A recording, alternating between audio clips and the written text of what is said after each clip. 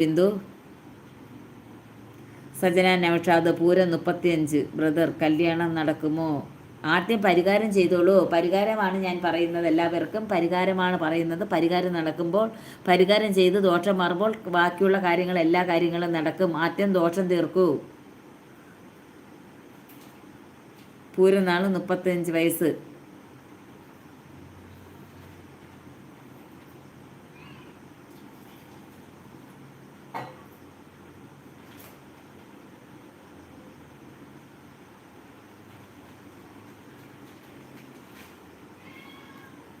മുപ്പത്തിനാല് വയസ്സ് വരെ ഏത് ദശയാണ്? 35 വയസ്സല്ലേ? ഇപ്പോൾ ശുക്രദശയാണ് നടക്കുന്നത്.